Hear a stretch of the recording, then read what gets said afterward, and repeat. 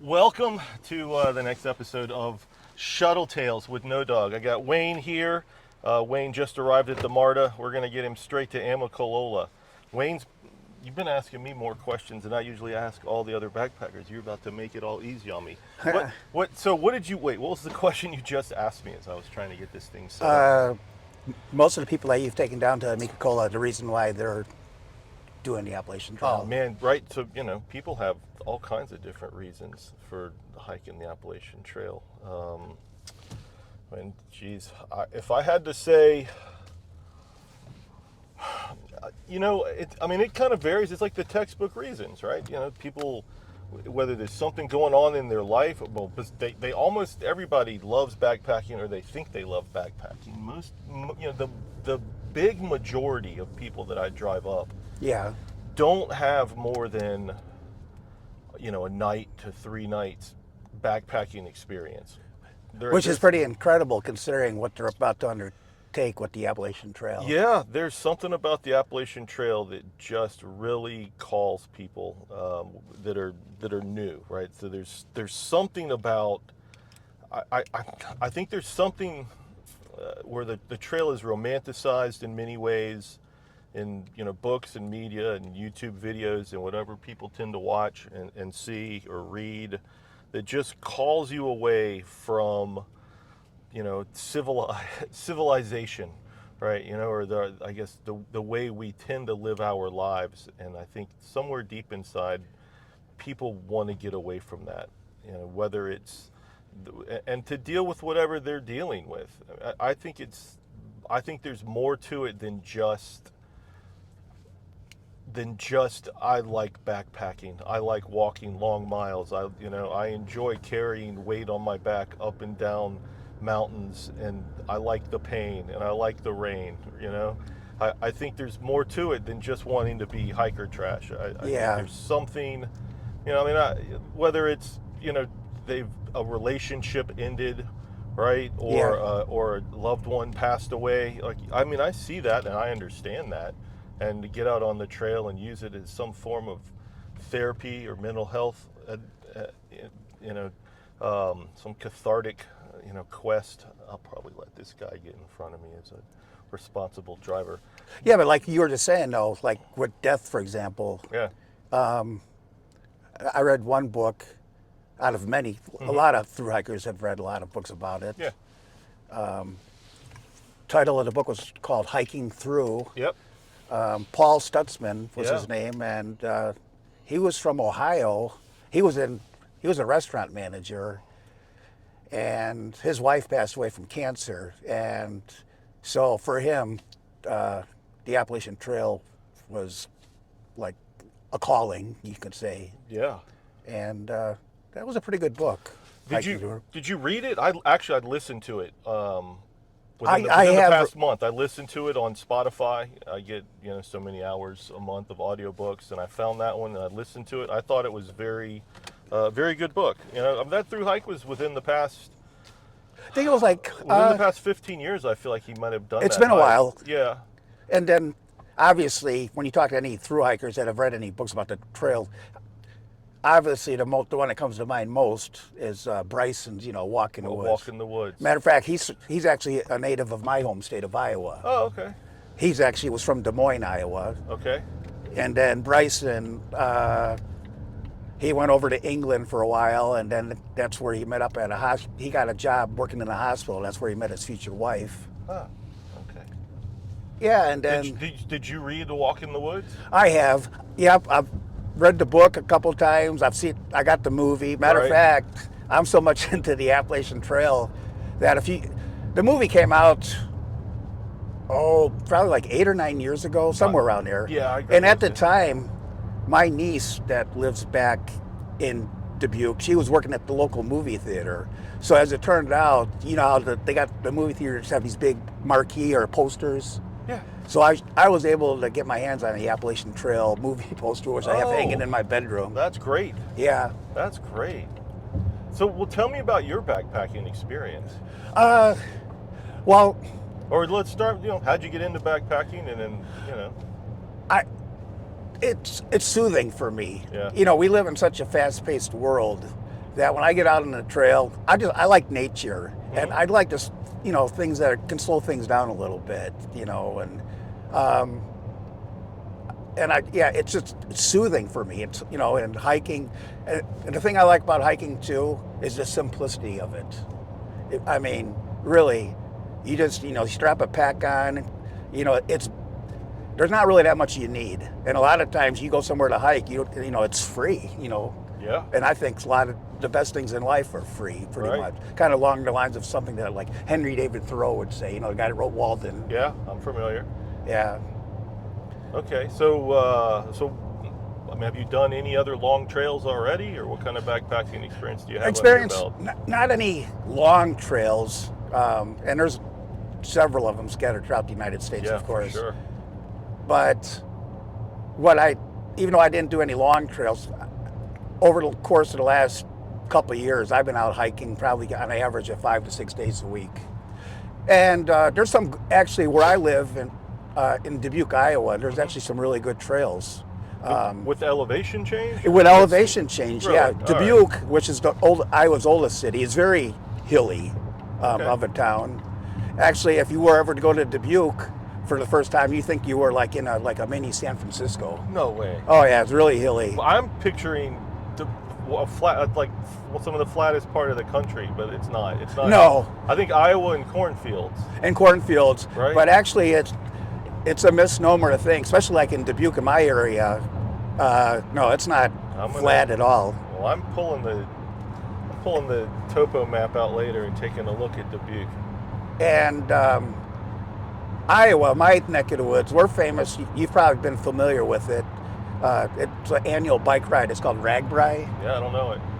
Oh, it's the largest bike ride in the world. It happens. It starts on the west end of the state, on the Missouri River. And then you end up a week later. You bike across the whole state, and you end up on the Mississippi River. So you're always going west to east. Okay. And I mentioned RAGBRAI because actually this year, my town of Dubuque is going to hold the last. It'll be the last town because we're right on the Mississippi River, and actually, it's the first time in 16 years that actually Dubuque has held this event. Which I don't know why they waited so long, but but they did. And You do a lot of biking. I used to do a lot of biking, and then I was just, and like the area that I would bike, the Mines of Spain area, there's a lot of bike routes, but there's a lot of hiking trails. So, yeah, I used to do a lot of biking, and then for some reason I just, I'd say from the last 10 years on, hiking has just been the thing that's caught my interest more than anything else. Okay, 10 years. Okay. How that? So what about? I guess what about backpacking, or how did you manage to fall into backpacking the past 10 years then? How'd you get the bug? Bryson's book Okay. was probably one of the main things that got me the main things. And then too, I have a friend of mine back in Dubuque, Robert Valentine, who actually did the Appalachian Trail. Oh, okay. And he did it back in '96. This was going back 30 years ago. Yeah. And so, and then there's a few times because he's still on he's got a big family, so he's not into it as much as he'd like to today. But I still would see him out on the trail once in a while, and then I was like, man, there's this Appalachian Trail that really picked my interest. And then he's like, yeah, well, I did that and everything, and so he's like, man, you got to do it. He says it's a life-changing experience. And then then talking to him, and then reading books like Bryson.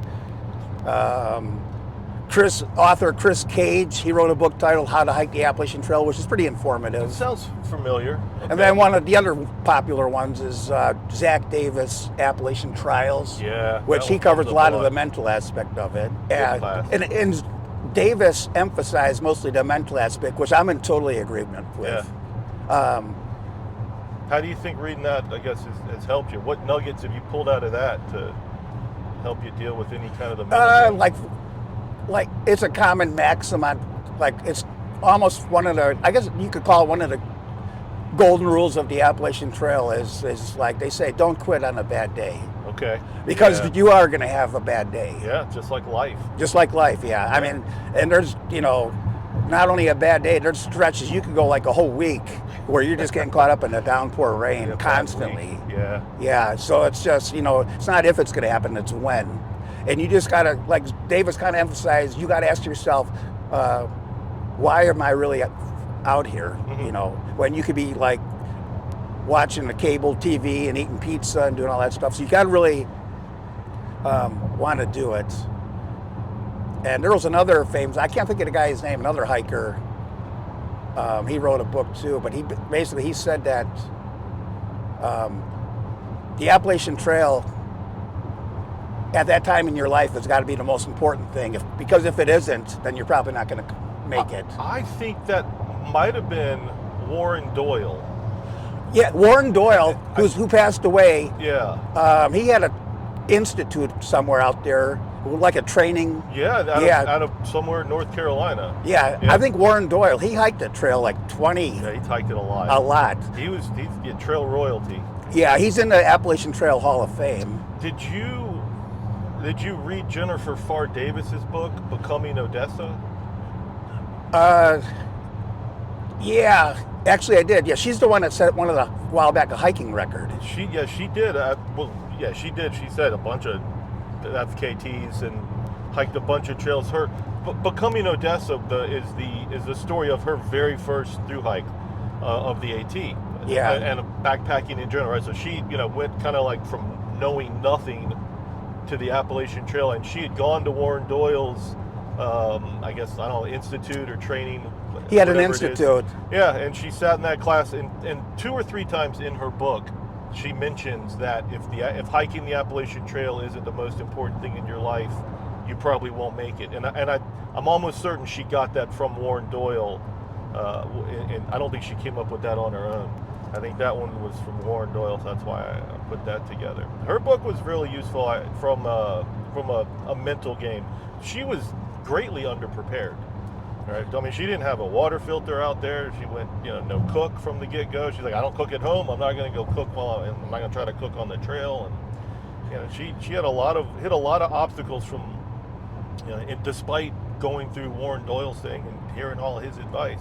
And another thing that Davis said in his book was, he said he had the do's and don'ts, or like the things if you don't complete it, what's going to happen to you compared to the do's. Like the do's, for example, like you complete the Appalachian Trail, you're going to be like on cloud 9. Well, obviously at the end, but you're going to have that spirit in you with you can almost do anything. Yeah.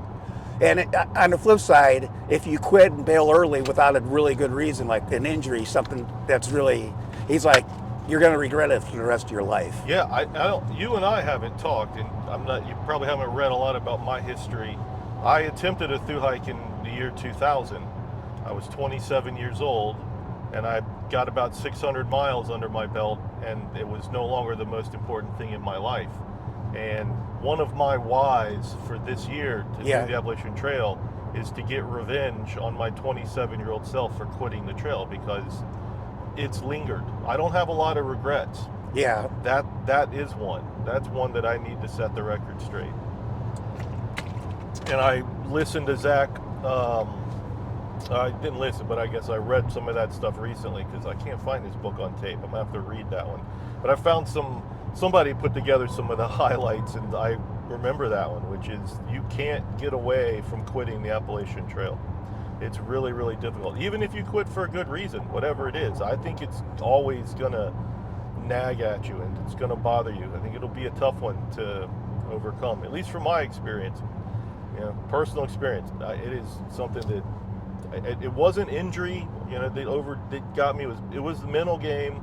My pack was too heavy. I didn't have the mental wherewithal. I just didn't want to reset. The year 2000 wasn't as easy to lighten my load.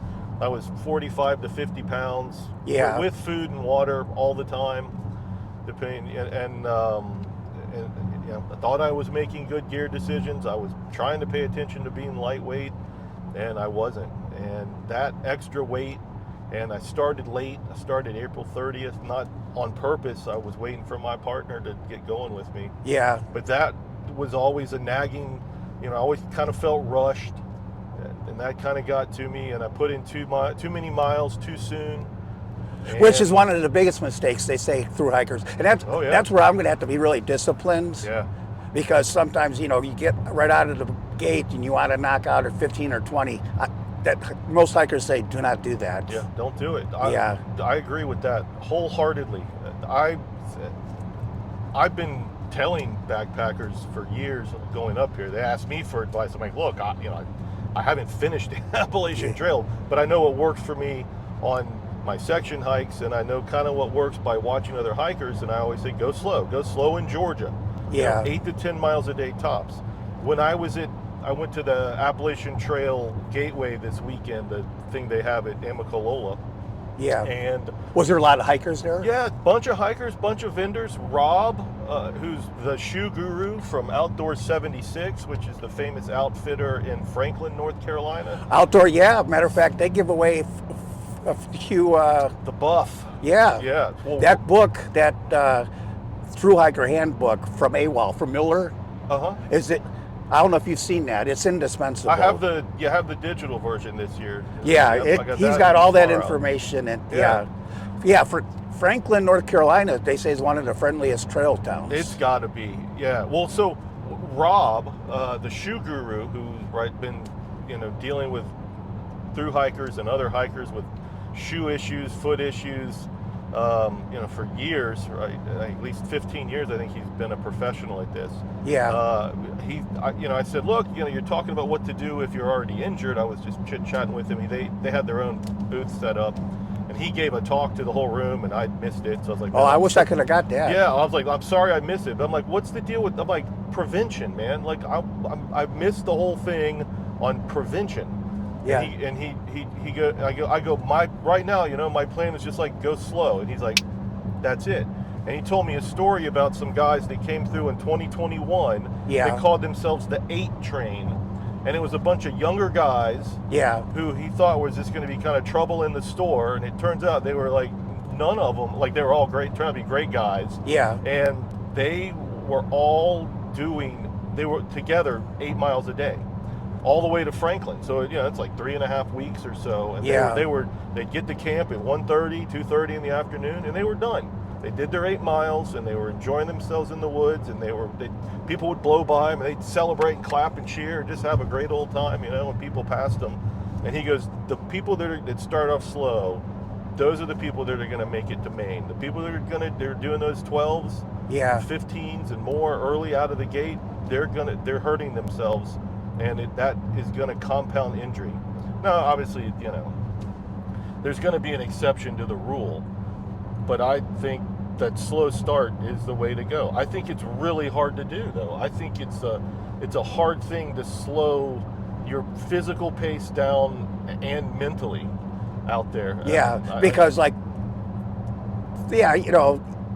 we're driving 75 miles an hour right now, just under the speed limit. Yeah.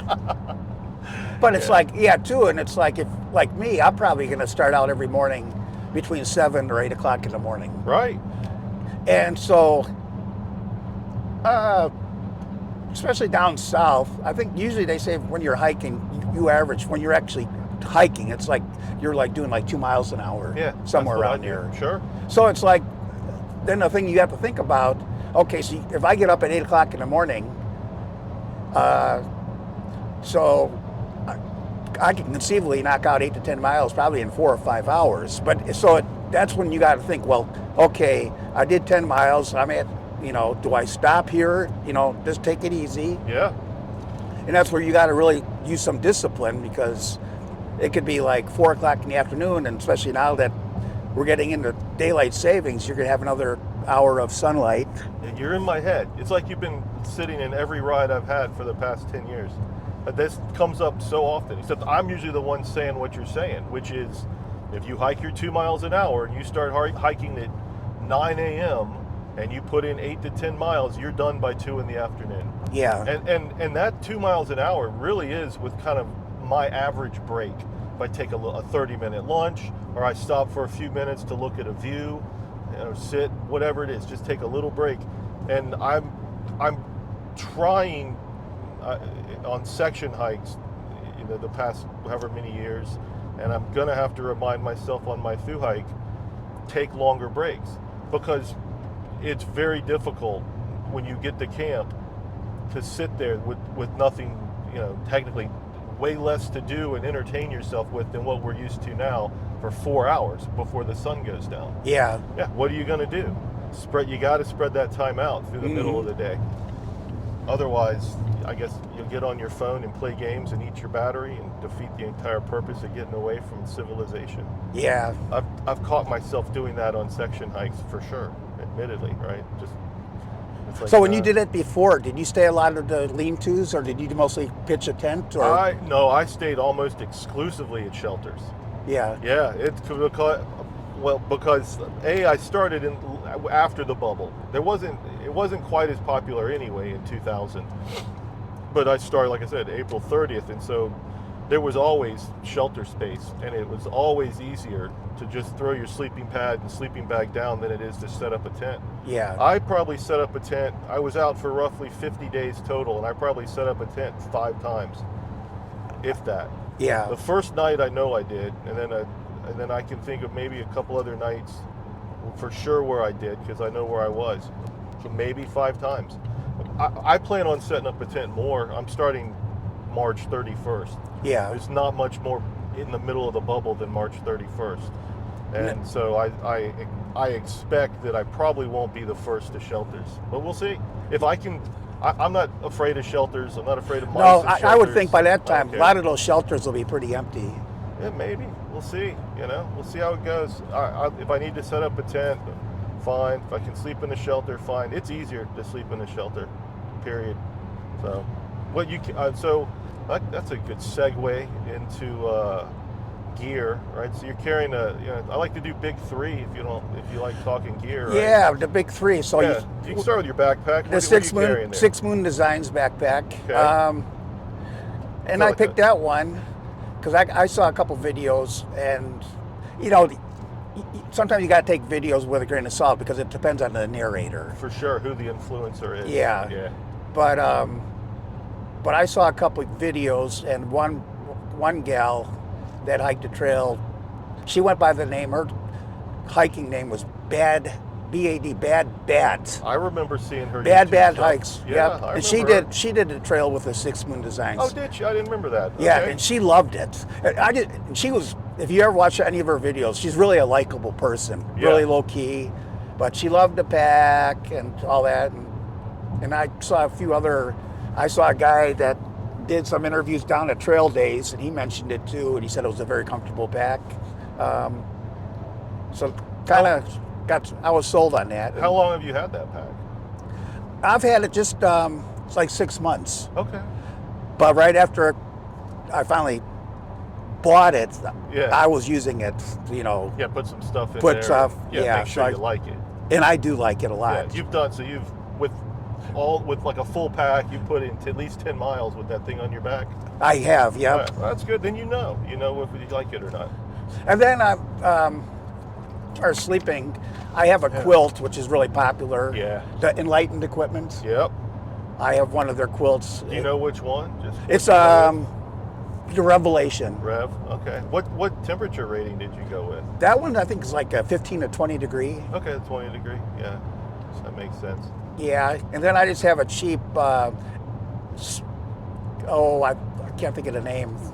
One of the real lightweight foam sleeping pads. Foam sleeping pad. So did like one of the accordion style, or are you going even like thinner and lighter? The than thinner. that? I can't think of it. So because Gossamer Gear. Gossamer Gear. That's the one I got. So yeah, they got famous with their 1/4 inch or 1/8 inch, one or the other.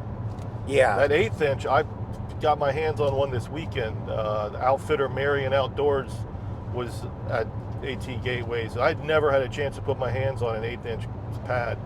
That by itself, I can't imagine that's comfortable enough and warm enough. I know.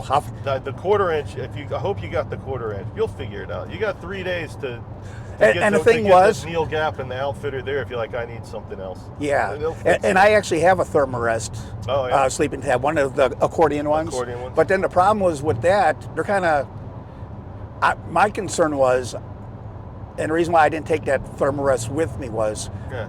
because I really did want for me to be able to take my pack on the airplane, which I was. Oh, okay. Now, if I would have took, you carried that on? yeah, Oh, that's like the okay. Wow. yeah, and if I would have took that thermarest with me, it might have been a little bit too bulky. Yeah. Yeah, just sticking up a little. Yeah, Okay, that makes sense. And I didn't even know. So I have a big duffel bag inside my backpack that I'm either gonna mail back home or I'm just gonna put in a hiker box. You can leave it with me. I take duffel bags and suitcases. And it's a nice one. It's a big one. You'll get a lot of use out of it. Well, I just redonate people's stuff to Goodwill at the end of the year. I've already made one trip with suitcases.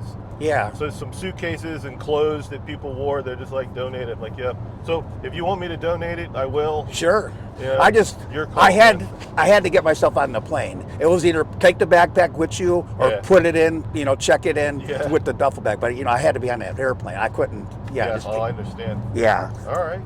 So we got the sleeping set up there.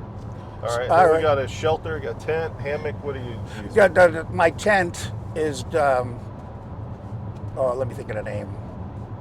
Nemo equipment. Oh, the Nemo. Okay. Is it like a Hornet, Osmo? I got the Osmo. The Osmo, nice. Lightweight. Yeah. I think it only weighs. Weight 10. It's only like 2 pounds, maybe a little over 2 pounds. Yeah, a little over 2 pounds, 2.5 pounds, something like that. For so the that's one person. And that's a. The one I have is the 2-person. A 2-person. All right. That's a double wall tent too. So it is. It's a nice tent. I see those a lot. All right. Well, you should do well with that one out there if you have to set up a tent. Yeah, I was either going to go with the Big Ag or with the Nemo, or Big Agnes is really popular with their tents. Yeah. So you didn't want to. And actually, but now when I think about it, yeah. One thing that kind of struck me that I would think about in the future is even going lighter and simpler is taking like a trekking pole tent. Yep. Okay. Like Dunstan or Durston. The Durston tent. Oh yeah, they're like. Or the Z-Packs. Or Z-Packs. I'm a big Z-Packs fan. I've tried both Z-Packs and Durston, and all the Durston gearheads are gonna throw stuff at the screen right now. But I prefer the Z-Packs over the Durston tents. And then I'm going with like 4 or 5 pairs of socks. It's a lot of socks. Yeah, some hikers do less. I do less. That's okay. Whatever you like, man. You'll and figure it out. obviously, when it comes to socks, most hikers, one of the most popular, of course, is Darn Tough. Darn Tough. Yeah, because they have a replacement. But and then I have a pair of Smart Wool socks, which are really comfortable. Yeah. So and when do you decide to use Darn Tough versus Smart Wool? Like, why did you do that? The Smart Wool ones that I have are really, they're not thick. Okay. And I'm actually going to wear some Injinji, starting out with some Injinji toe liners. The toe sock, okay, yeah. So with the skinny Smart Wool. Okay. And then so I'm going to try to avoid the blister thing as much as I can. I think that's great. I was going to start with a pair of Smart Wool socks as well. I'm going to. And they're the lightest hiker, least cushion. Smart Wool is good, and I'll tell you, I feel like their wool is softer. And there's another brand now, and I don't know if you've heard of it. I never had until I was in an outdoorsy place back in Iowa City, Iowa. Place it's like REI. You've probably heard of REI. You know REI. Yeah, bro. We have a place down in Iowa City. It's called Fin and Feather. That they got everything. This one I don't know. Fin and Feather. But I was looking over there. I went down there a few weeks ago, and I was looking over some of their socks. And there's a new brand I have never seen before. It's called Wide Open. I don't know that one. Yeah. Matter of fact, I'm even wearing them right now because I have wider feet. Ah. And if I'm not mistaken, this brand is actually an offshoot, from what I read, of Darn Tough. Do you think same company? Same company. Call them Wide Open. Wide Open. It's a wider sock. Wider sock. These are like the most comfortable socks I've ever worn. Maybe those are the ones you'll stick with. Yeah. If I had to resupply somebody like Mountain Outfitters, one of the resuppliers out there, somebody will have them. Yeah. So, yeah. All right. Okay, then So I got a, yeah, go ahead. Let's just keep doing the clothing you're wearing. That's a good yeah, one. So pants. So the pants you'll hike in. What are you I got planning? 2 pants. Okay. Both are, What is? Are these those? are the Columbia, Oh, you know, the zip off you like pants. the zip offs? It's good, Yeah. you know, to have that option. Yeah. But actually, what I'm going to do, and obviously that'll change maybe when it gets, you know, you get into June and July and you get into the real warm temperatures. I might want Yeah. to, but I'm actually going to try to hike with the pants as much as possible so I can do like some tick prevention. Yep. Because one of my biggest concerns out there, which a lot of hikers is Lyme disease. Yes, that is one of the people's biggest fears. When I ask them what are some of your big concerns or big fears. That would actually, it's probably for something that can happen. That would be at the top of my list. Yeah. Lyme disease. Although I'm not, you know, I love nature, but to a point, I don't like rattlesnakes. So, but I'm not picking one up. yeah, there was. I've only seen a few in 26 years of backpacking. I've seen, I don't know, 4 or 5 rattlesnakes.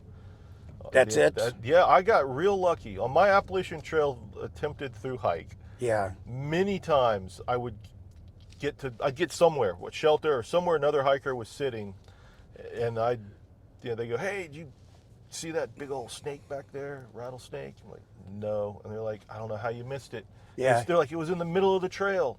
I'm like, "How long have you been sitting here?" They're like, "I've only been sitting here 2 minutes." Yeah. Like, somehow I missed them. I missed all of them, but I didn't see a single rattlesnake in 600 miles of hiking the Appalachian Trail, and I left where the weather was rattlesnake warm the whole time. But every other rattlesnake I've seen has been hiking here in Georgia. You won't see one in Georgia; it's too cold. No, probably.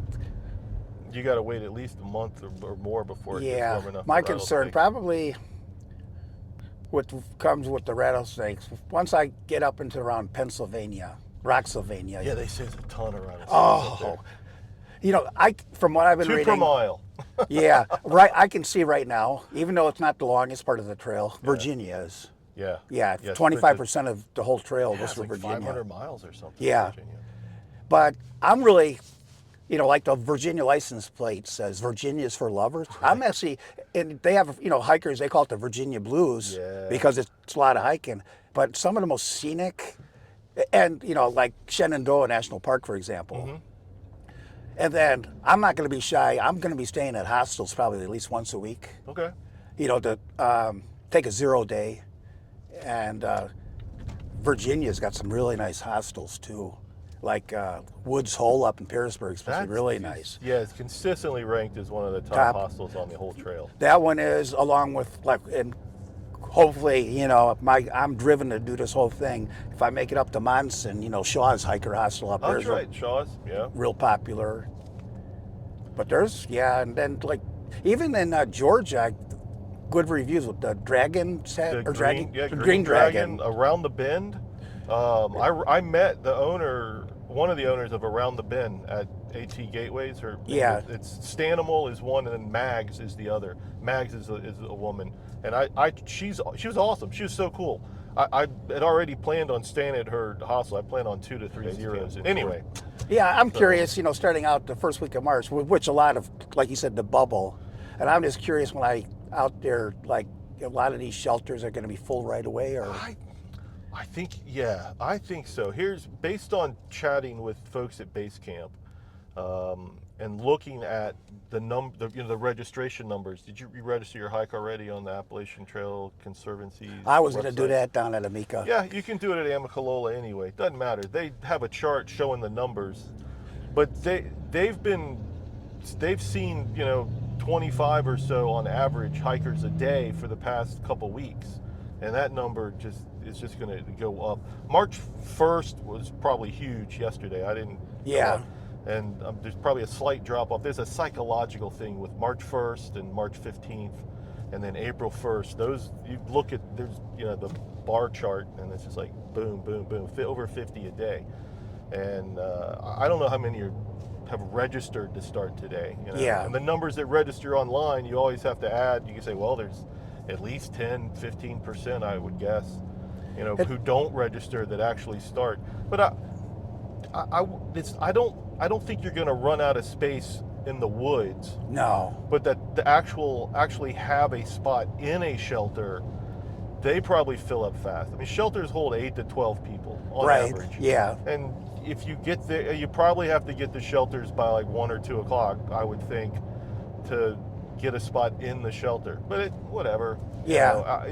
That doesn't matter to me. If you don't get a spot in a shelter, you should be fine. The only time I guess I would desperately want a spot in a shelter is if there's a crazy ass storm, like 40-mile-an-hour winds and rain and hail and that kind of. Yeah. If that kind of storm is, then I would probably appreciate a spot in a shelter. And usually, shelter etiquette is squeeze everybody in if you can. Yeah. Squeeze it. If the book says it can fit 8, a storm like that try to fit 12. Just skinny to skinny, whatever it takes. And otherwise, there's nothing wrong with your shelter. You get to test your tent out more. Right. So, your tent's fine. It's a good tent. Yeah. I would be more concerned. So I'm carrying a Z-Pax tent, and it's a DCF fabric, and the puncture strength on that isn't quite as good as the puncture strength on yours. So if it was like 40-mile-an-hour winds and hail, Yeah. I would be concerned about my tent in hail. Some major hail. Yours, not at all, right? I don't think hail's going to go punching holes in your tent, but I think there's a chance of hail going through a DCF tent in high wind. Not only do I think there's a chance, I've seen pictures of it, tents that were shredded by hail in the past. So And you mentioned earlier that one guy, the shoe expert, he said he was from Outdoor 76. Was he from? Oh yeah, right, Was he from yeah. Franklin? Did Yeah. he work at that store? Yeah, he's getting ready. I think I was like, oh, I'll see you in roughly 60 days, or whatever it was, because I was like, when I'll roughly come through, Yeah. Franklin. He's like, man, I'm not going to be there. I'm going to Everest Base Camp, and I'm doing some other hikes around there. And I'm like, he's like, my worst shoe fitting guy is better than any guy, right? At any store anywhere in the world. Really? They're extremely confident. He's brilliant. He really knows. I forget the actual term for his degree and what he studied, but he's studied the foot and the leg and how that works. He's not a podiatrist, Yeah. right? But he's I don't know. I forget what it was, but it's got ped in it. It's an actual education, and he's been doing it for 15 something years, applying it to fitting people in shoes. Yeah. And he had all kinds of charts and things, and I took my wife Yeah. to their store in Franklin. They also have a store in Clayton, which is one of the towns you can get to from the trail. There's like Hiawassee and Helen and Clayton are kind of the big three. Blairsville, trail towns in Georgia. Anyway, but I took my wife to their store. We were on our way to Asheville, and I took her to the store because she needed new trail runners. Anyway, I'm like, well, I want to go see these guys. I hear about them all the time. I tell people in my shuttle, hey, you should probably check them out if you got feet problems. And they went through this like decision tree, this structured series of questions, asking my wife about all kinds of stuff with her feet, Yeah. and how she walks or runs, and they wanted to see her walk, and they're like, try these 3 on. Yeah. And she went with a pair of Hoka Speed Goats, and she loves them. Like, it was the perfect shoe for her. I had, in the middle of me talking to Rob this weekend, Yeah. a woman walks up to me. She goes, I don't mean to interrupt. I know you guys are having a great conversation, but this guy, she's like, my feet were hurting me. And I went through his store last week. Like, she was in the middle of her thru-hike. Yeah. And came back down to Georgia just because she wanted to go to Gateways. But she goes, he put me in a pair of whatever she was wearing. Yeah. And my feet I have had no pain ever since. Wow. And you hear those stories over and over. So if your feet are killing you when you get to Franklin, which is like mile 120-ish, 110, whatever it is, 115, somewhere in there. They say it's You gotta go. You gotta go to Outdoor 76. Or if you're in Clayton, not quite out of Georgia, so let's say, what is that? Probably Dix Creek Gap, the last paved road crossing in Georgia. If your feet are killing you, you gotta get into Clayton and go to Outdoor 76. I don't know of anybody who does shoes better. You know, if your feet are killing you by mountain crossings at mile 31, Yeah. obviously get those folks to help you out. For sure. But yeah, hopefully, you know, your feet aren't hurting you that soon. So anyway, so we're Franklin's probably kind of a neat town, isn't it? From what yeah, I've read? Franklin's a fun little town. They say it's a real hiker friendly. Yeah, definitely a hiker friendly town. I don't know the hours, but I think the town still runs a very inexpensive or free shuttle. It's either $5 or free. Yeah. At certain times a day to and from Winding Stair Gap, and I think there's a gap. I don't know how many miles before Winding Stair, called Black Gap. Yeah. That they run it from there too. It might be. I can't. Maybe it's 3 to 6 miles of hiking between Black Gap and Winding Stair. Yeah. It's been a while since I went through there, so I'm going off of memory. I used to carry a trail guide here in the car with me, but I stopped. The 2016 version got old. Do you happen to know how far it is from? There's another town that's kind of neat. It's called Bryson City, North Carolina, or you don't know that? So Bryson City is near Fontana. I don't know. The only reason I know Bryson City is because my dad was driving me up to Fontana Dam to leave my car there, and then driving me south to Winding Stair, and I did a section back to my car. But we stopped in Bryson City. That was kind of like the nearest, biggest city, I think, and we grabbed lunch before he took me down to Winding Stair Gap. I think that's where Bryson City is. I don't know if it's that big of a trail town, though. Is it? Not like well, it's not like Franklin. Not like Franklin. No. Even It's farther north for sure. I'm pretty for the next month. I think starting within a week or so. There's the Baptist Church in Franklin for the next month is having a free pancake breakfast for hikers. Yeah, I've heard about that kind of stuff. They do that. That's kind of neat. Take advantage of all of that.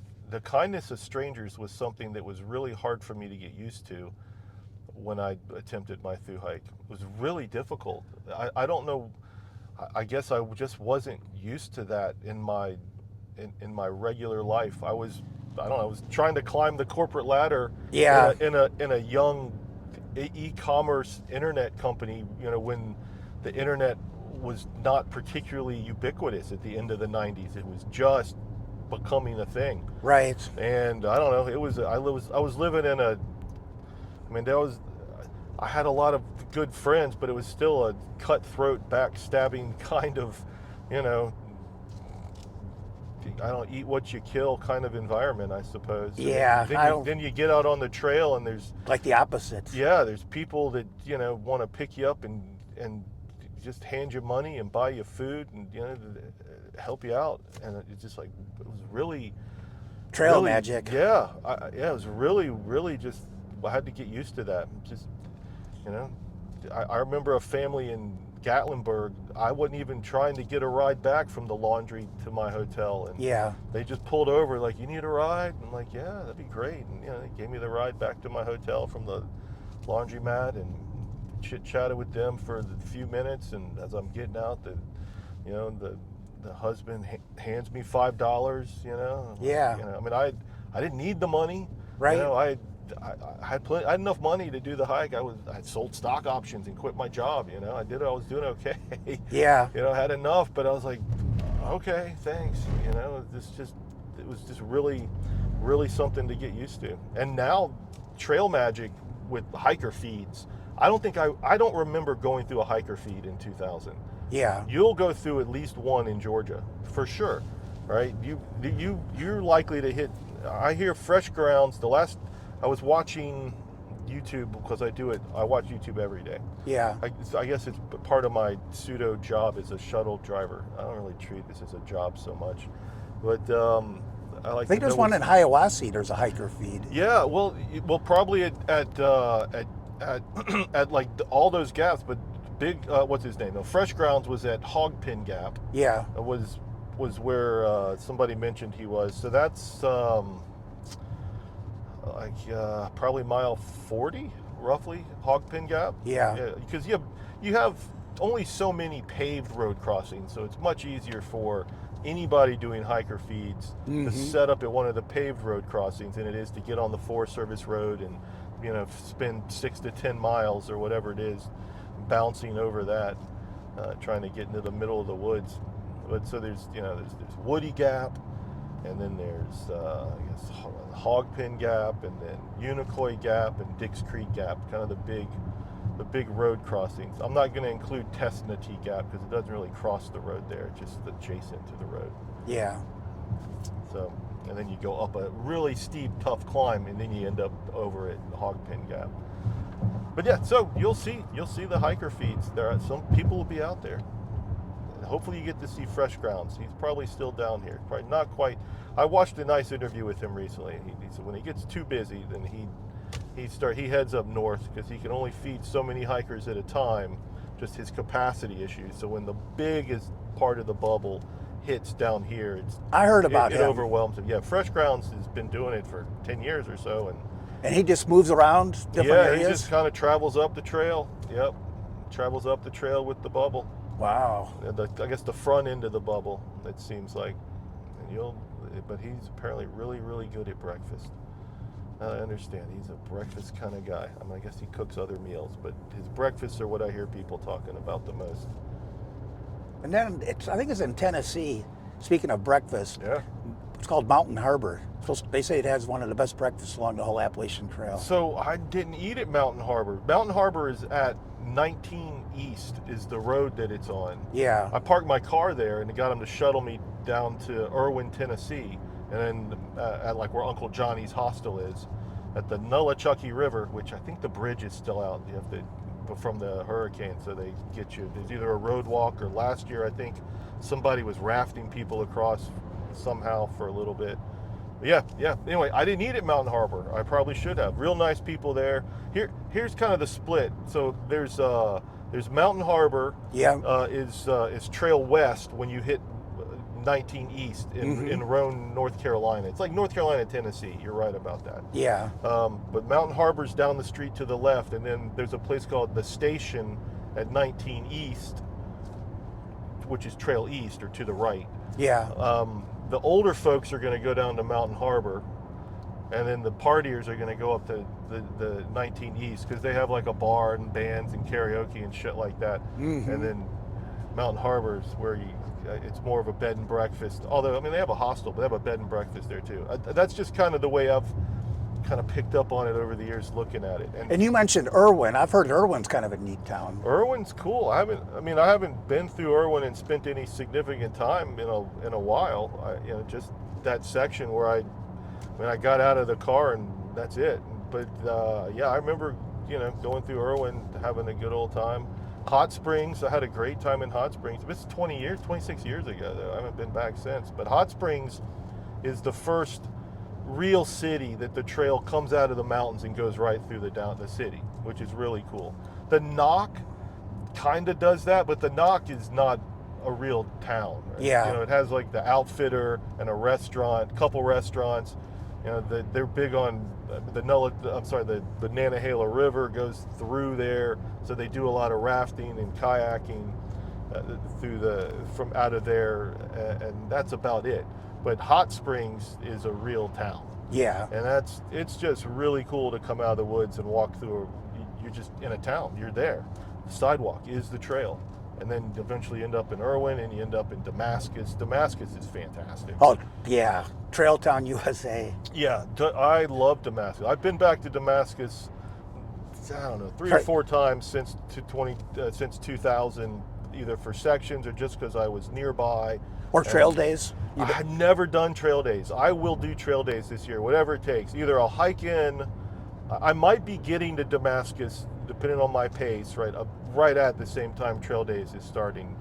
Otherwise, I will get a shuttle. I'll figure it out. I'll thumb a ride, or I'll pay for a shuttle.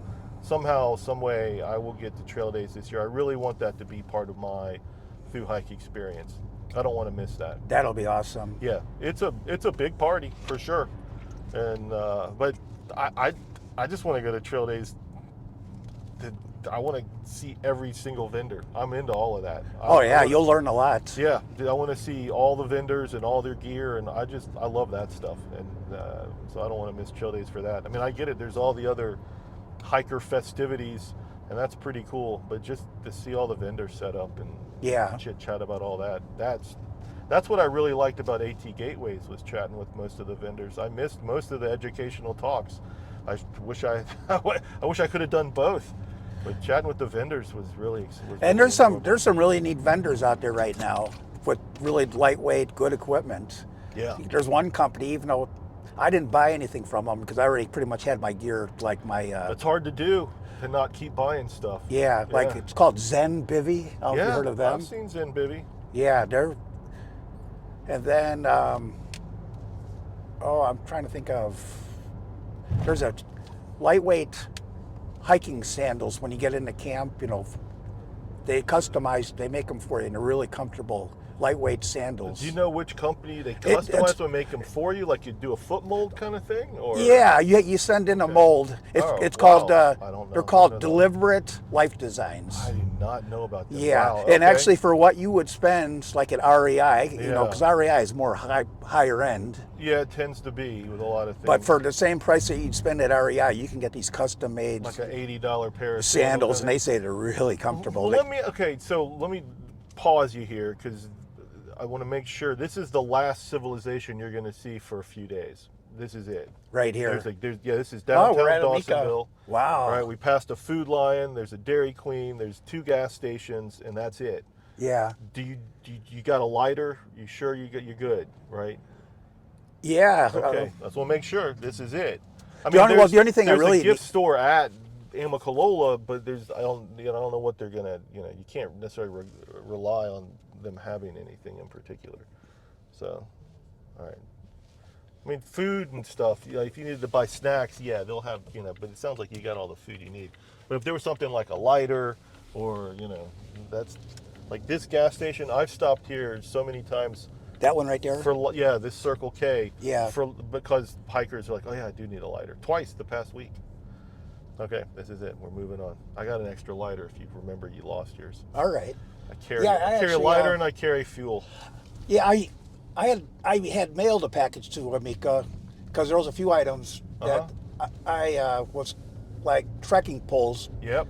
Yeah, those can be tough to fly with. Yeah, so I got a good set of really good. You mailed them up here? I did. I mailed a package. Are you staying at the lodge, or are you going to get hiking today? I'm staying at the lodge overnight. Okay. Tonight. I'm staying in one of their, I think it's like a cabin.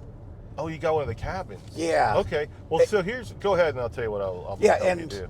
I was surprised because I waited and I didn't think I'd have that problem. Oh, I made the reservation back, I want to say like December. Okay. And I was lucky that I did when I did because everything else was already booked. Yeah, people book them up. Yeah. So I got that. That's see that ridge line up there? Yeah. That's the Appalachian Trail up there. Wow. That's where we're headed. Yeah, we're getting there. We got about, 15 so minutes. I mailed them a package with my name and everything on it. ETA. That's up there. All right. I know a lot of hikers take food bags, which is fine. Yeah. But actually, they're like Georgia, parts of the South, it's been stated that you pretty much have to have a beer canister, at least starting out. Yeah, well, there's one spot, if you're going to spend the night, you're required to. That 6 mile or so stretch from a spot called Girard Gap to Neal Gap. Yeah. Well, I guess, so during the presentation they give up here at base camp, you can spend the night at Girard Gap without it. Yeah. But once you take like one step past the gap, wherever that line is, and then all the way to where Mountain Crossings is at Neal Gap, if you're going to spend the night, you have to have the hard-sided bear canister. Otherwise, I don't think you're required to. It's encouraged. They're starting to encourage it more and more. The good thing about Georgia is all of our shelters have bear boxes and bear cables. Yeah, which is good. Yeah, but if you have a bear canister shipped up here to the lodge then? Yeah. Okay. What'd you go with? Like just a bear vault? The bear vault, mine's the 450. The 450, I think that's and right. I got it stuffed right now with a bunch of packets of tuna fish. Yep. tuna fish is good, well, for the protein. Yeah. And the packets are really light compared to the can. Yeah, I had to use cans in the year 2000. That So I'm taking a bunch sucked. of packets of tuna, and then I was actually able to get a lot of little mini packets of Miracle Whip. So what you can do is you just put the Miracle Whip, mix it in with the tuna, Uh-huh. and then I have Just like a ketchup packet, but the mayonnaise, is that what it's you're talking about? Miracle Whip. Okay, Yep, it's in yeah. a little packet. I had a bunch Okay. of them. A lot of your convenience stores have them. Yeah. Oh, yeah. So you're just, when nobody's looking, you're just pocketing I those? took a few. Well, I Yeah. bought coffee from. Yeah, I took bought a few. coffee and a couple mayonnaise to go. I'm Yeah. with you. I understand. I do similar things at the fast food restaurants with jelly. I'll order fries and ask for like 10 jellies. And then the jelly goes with the squeezed peanut butter pretty well on a tortilla. And then peanut butter, flour tortillas. I'm going with. And Okay. I got a big thing. I got a thing of peanut butter. But even Did you do a jar of peanut butter or you do the squeezed tube of peanut Nah, butter? I did a jar. Okay. But my beer canister is pretty heavy, so I'm going to have to make adjustments, and I will. Doing the Appalachian Trail is going to be about making certain adjustments. Yeah. But I mean, I got it well, locked in for pretty sure. good. But I still think I probably can lighten my pack by a couple pounds. But all the equipment I mentioned though is actually pretty lightweight stuff. Yeah, so far so good. You know, Yeah. I think you have too many pair of socks. But Yeah. what do I know? I only got 600 miles and then I quit. Yeah. Yeah, I don't know how to wear that. I mean, I guess if you change socks every day Yeah. or more than once a day, then you go. But I've, on all my sections, I've been good wearing the same socks. Yeah, a lot of through hikers are Every just day. 2 or 3 at Yeah, the max. I got the pair I wear and the pair in the pack, and that's it. But that's a level of comfort that I've been able to. I can do that. I'm happy with that level of comfort. And Yeah. other people, I get it, they're not. And then if you get there, you get there. If you don't, then shave your weight somewhere else. You'll figure out what works for you and find your comfort level. And maybe try one of these outfitters, try to maybe, depending on how my feet are feeling, Yeah. maybe get one of those little, a lot of hikers use those little cork balls Yes. that massages your feet. I'm trying one of those this year. I've never used one. My wife gave me one for my birthday in January. Yeah. She said, take this on the trail. The guy at REI said you'll need it. And I was like, all right, I'll try this. She gave me some other things that I didn't need. They were heavy and unnecessary. So Yeah. I took them back and got But credit. foot care is going to be so important. Yeah, foot Yeah. care is important. Well, and you were mentioning blisters earlier. You want to avoid those. I mean, I know you've been sure. hiking around and wearing your shoes, and by now probably have figured out. If you're not getting blisters, practice walking around in your shoes. At least with some elevation, you're probably good to go. Yeah. But one of the things that I've learned to do over the years is treat blisters before they happen. So, a lot of people like Leukotape. I have some Leukotape in my medical bag. So there you go. So take some Leukotape and put it where your blisters would form if you didn't have the Leukotape there. So wherever that is. Yeah. So I get mine on like the heel. So I usually I use KT tape, makes what's basically Leukotape. Yeah. But it's already cut into little strips the size of a heel, and Yeah. I'll just put that on prophylactically. That stays on for a week. That stuff, wet or dry, it doesn't matter. And A lot of hikers love that stuff. Yeah, and then there's this stuff called squirrel's nut butter. It's like a salve. It's like I've heard of squirrel nut Body butter. Glide. That's really good. Same idea, chafing prevention. But if you put that around your toes, in between your toes, around the outside of the toes where you normally would get blisters there, that why it just helps to prevent the blisters in advance. Because once you get one, god dang, they suck. Yeah. That's just the worst. So, oh man. All right, so you were talking about those sandals. I gotta look into that. Yeah, deliberate life designs. Deliberate life designs. Finding camp shoes was a chore for me. I've never really used them, and I was like, man, I don't want to wear the same shoes. Like on a 5-night section, I'm okay. I can pretty much just wear not pretty much. I can wear my trail runners and open them up, loosen them up just to walk around camp. But I was just thinking for a whole through hike, I'm just not gonna want to wear the same shoes day in and day out. And I was like, I'm gonna go get a pair of find a pair of camp shoes that I'm okay with the weight, because I kind of count ounces and really count grams sometimes. So, but I hadn't heard about that pair. So Yeah, I had watched a video. One guy, his name is Baker, thru-hiker, Baker Bocorny. That's how his last name is. Okay. Baker Bocorny. Yeah. This guy is like ultra minimal. okay, He was one that mentioned these sandals, but this guy, I mean, I gotta he find he this. would he wouldn't even bring no stove.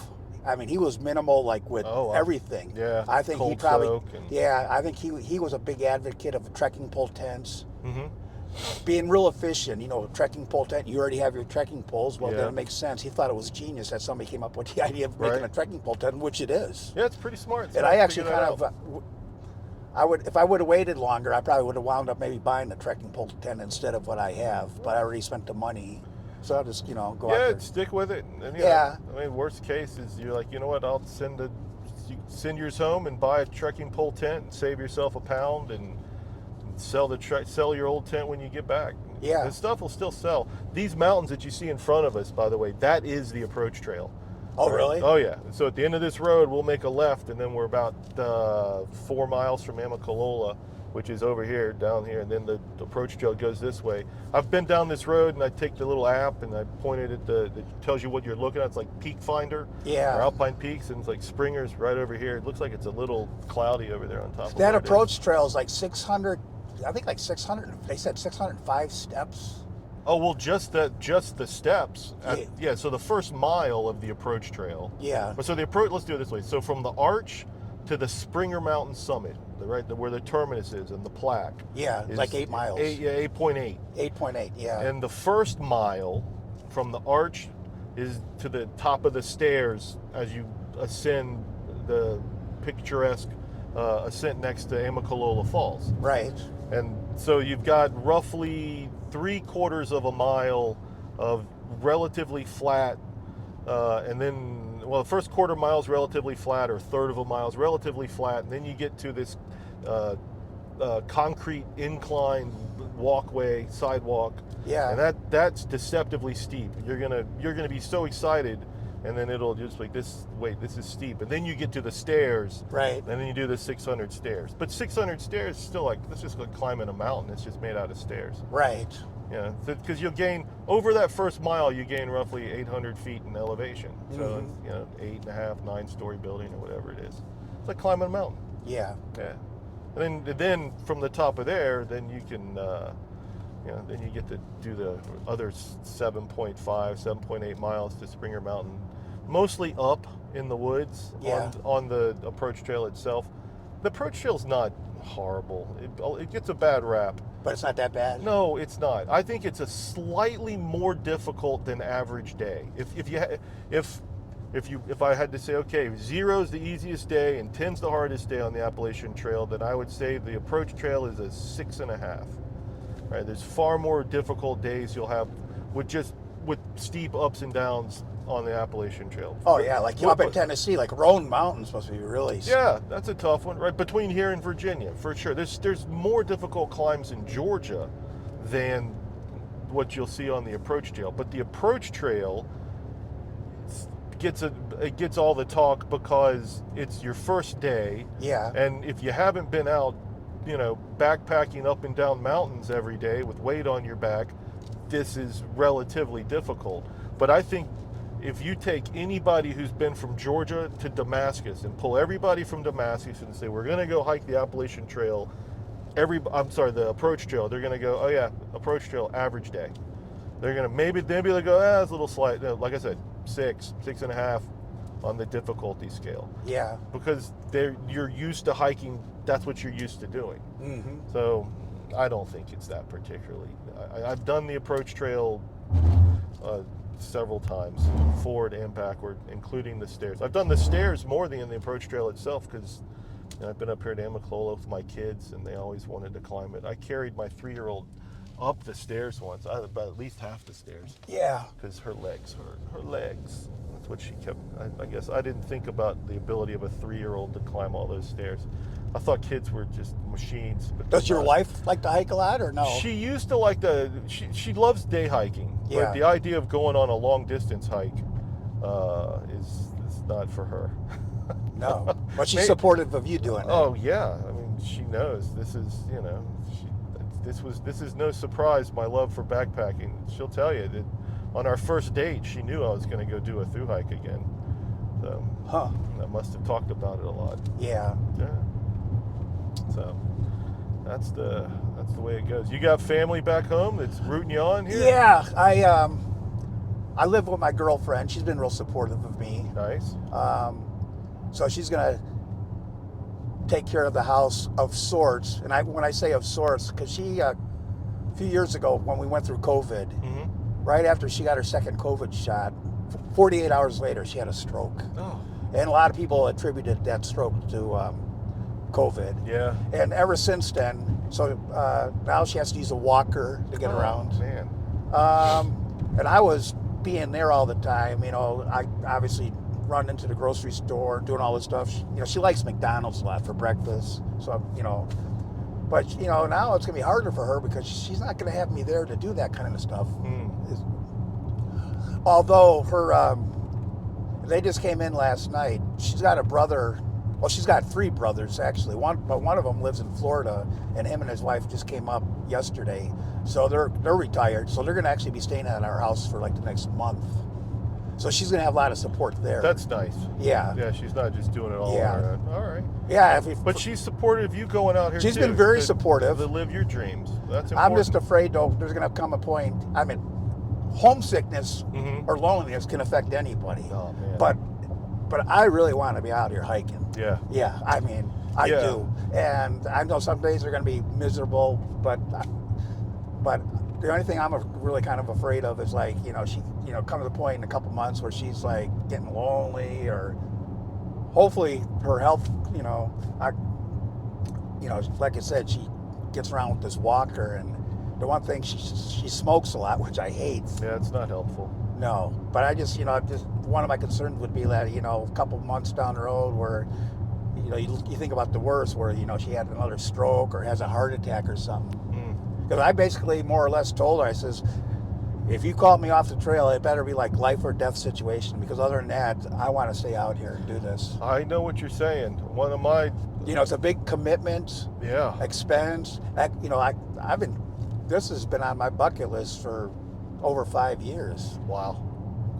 Yeah, well, And the thing was, we're really close to the entrance to Amicalola, by the way.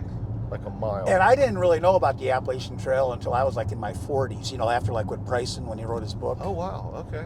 And you see, ideally for me, because I'm a military veteran, I was in the Marine Corps, Oh, and I was stationed down in North Carolina at Camp Lejeune, okay. which is really North Carolina, Georgia, close. Yeah. If I would have knew about the Appalachian Trail back then, especially when I was younger and in better condition, Yeah. that would have been the obvious thing for me to do, you know, get out of the military, because I got released from the military in March. Okay. Oh, March of '92.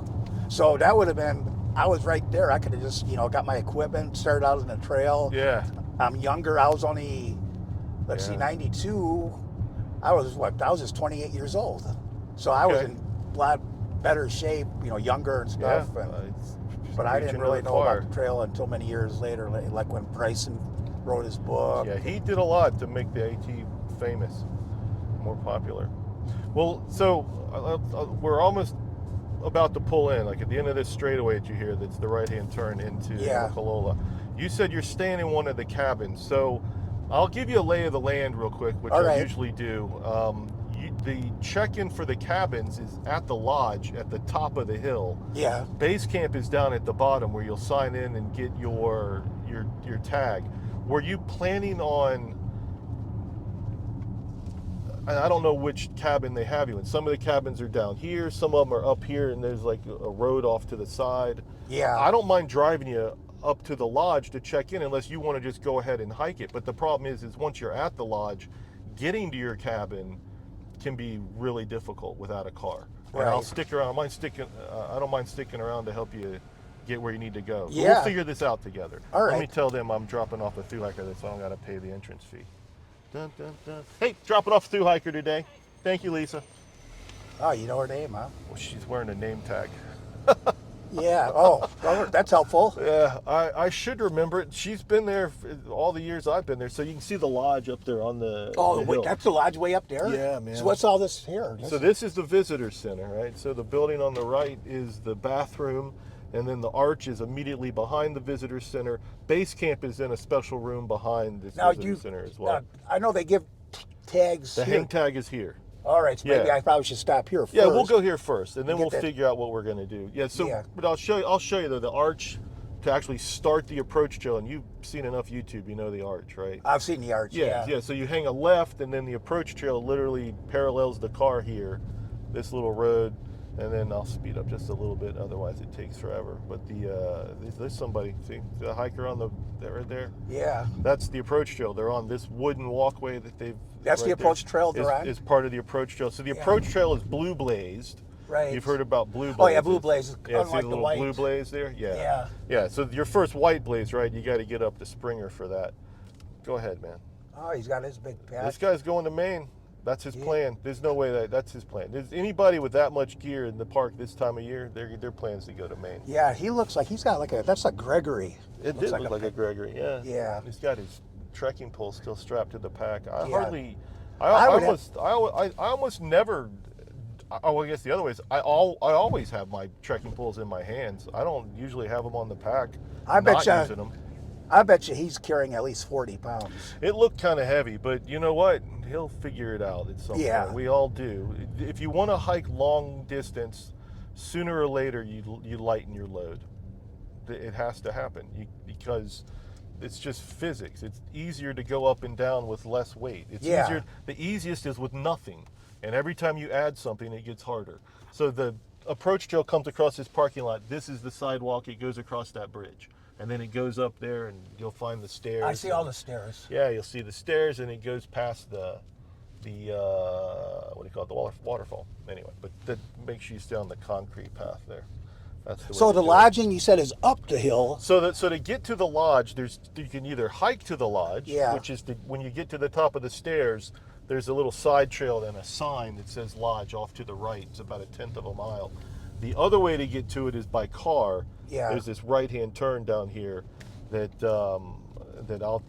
I'm happy to drive you up there so you can check in. Yeah. And then what I think makes the most sense though is let's figure out where your cabin is. Hopefully, one of the cabins that they've assigned you to is one of these we're passing. Oh, that would be nice. Because then you can wake up in the morning and walk down to the base camp close and easy, Yeah. and then go through the arch and hike the approach trail, in earnest going that way. Otherwise, if your cabin is up this road, Yeah. down where all the other cabins are, then you got to figure out how to get a ride, or you're road walking, which sucks. You'll see this road walk. It's not a pleasant road walk. Yeah. It doesn't look like it is. No. It is not a pleasant road walk. There's trails, but it's not. It's a lot of difficult hiking here unless it's one of these cabins right here. But we'll figure that out. Do you want to check in the base camp now? Yeah. Okay, let's do that. And probably I get my tag. Yeah, get your tag now, and then we'll just figure out how the rest of the plan will fall together. There's a spot on it there. Okay. So as we come around here, And then I the can. arch is over there to the right. It looks a lot smaller in person, so everybody says. I guess so does the Eiffel Tower.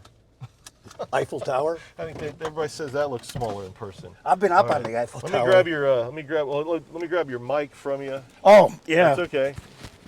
We're just eager. Thanks, man. Yeah. Anyway, that was Wayne, everybody. Wayne's going to go hike to Maine. Thanks for watching. Wayne the Maine.